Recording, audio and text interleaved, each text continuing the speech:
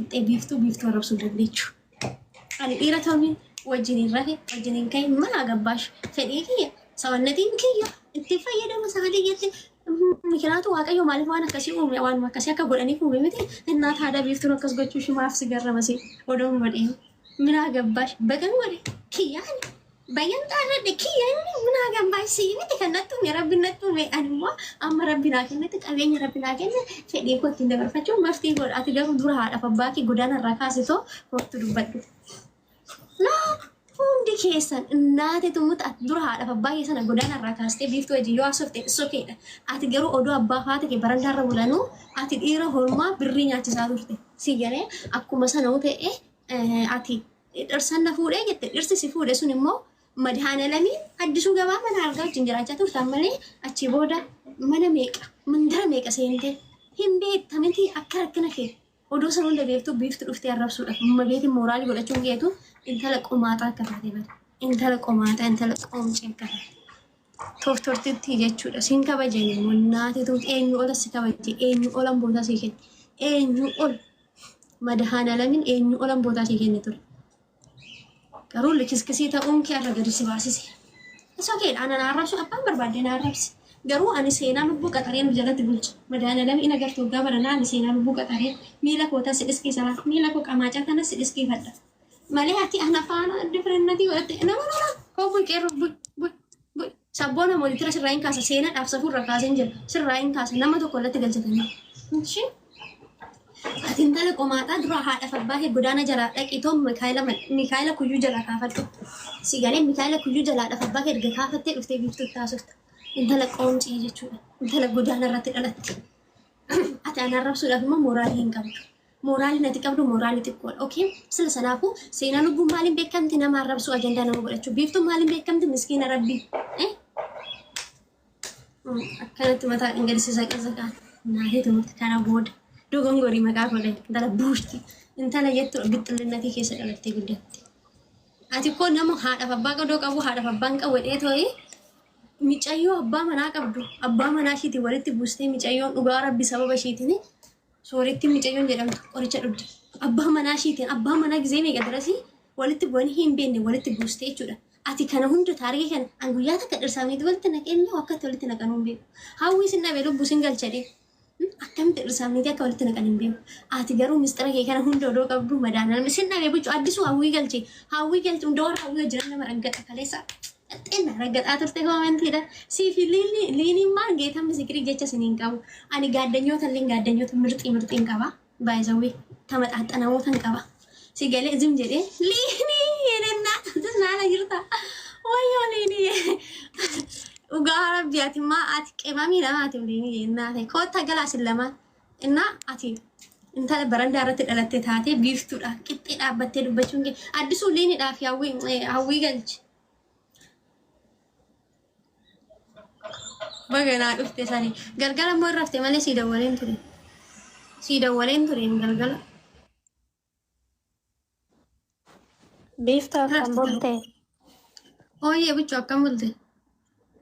Jira nagaa kooti. Addisuu liinii barbaadi galchi.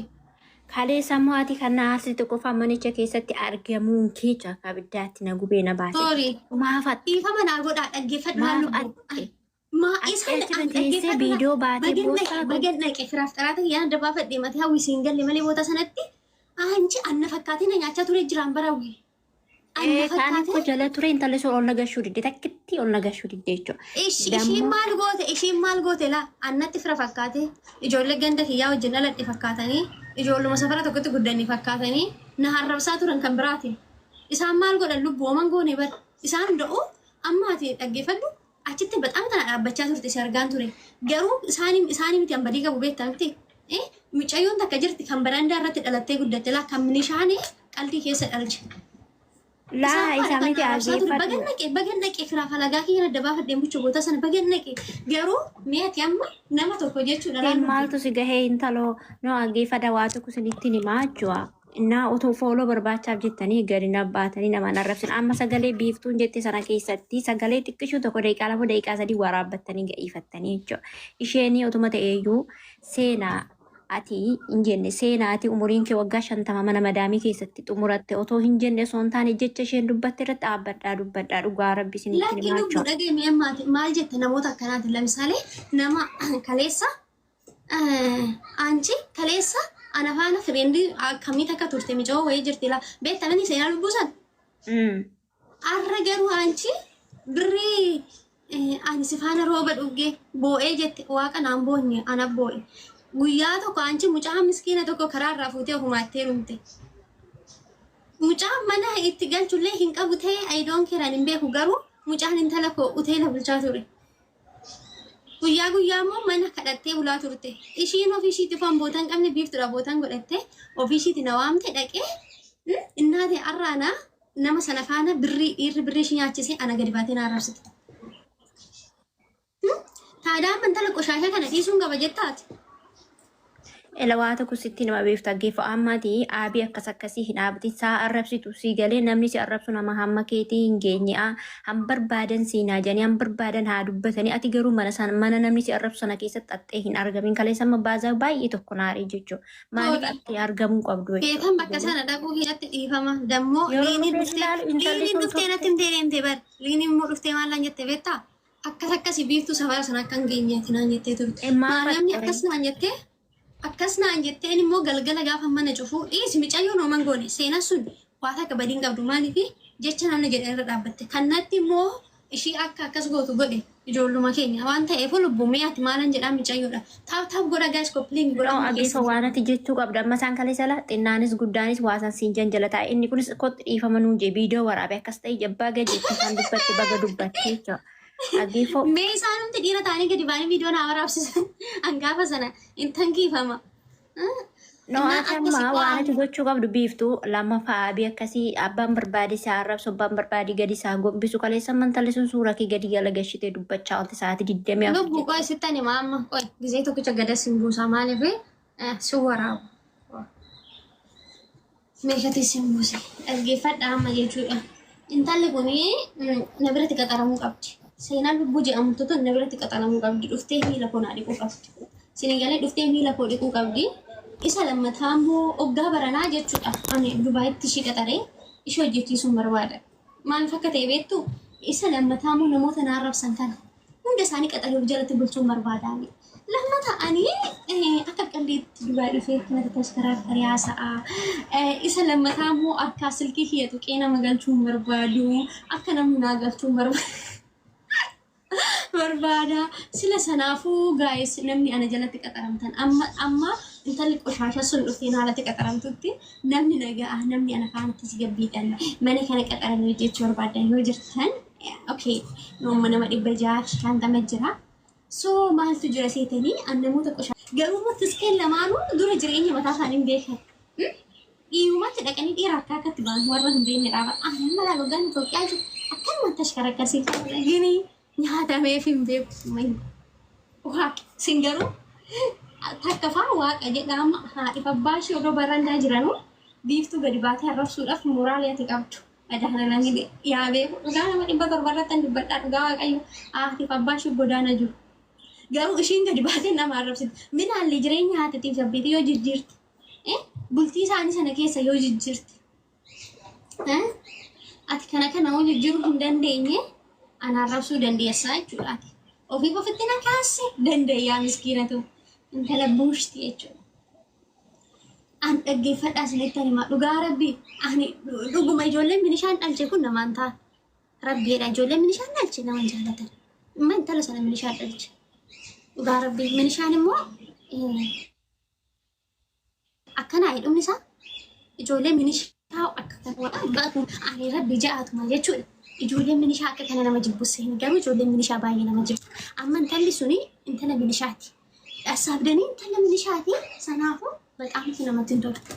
በጣም nama dabbara. Maaliif ani baalagee illee ta'uu hin barbaadu garuu dhalli minishaa dhumni isaa baalagu. Sinii galee akkasii. Takka ani gadi ba'ee hin xunnee na tuqanii natti dhufan malee itti nanne. Dhugaa dubbannoo ta'e. Natti dhufanii ani immoo tan cabsee kaa qimameen teessan mataa kee akkanatti asagaakkaladhee shaashii dhadhaa.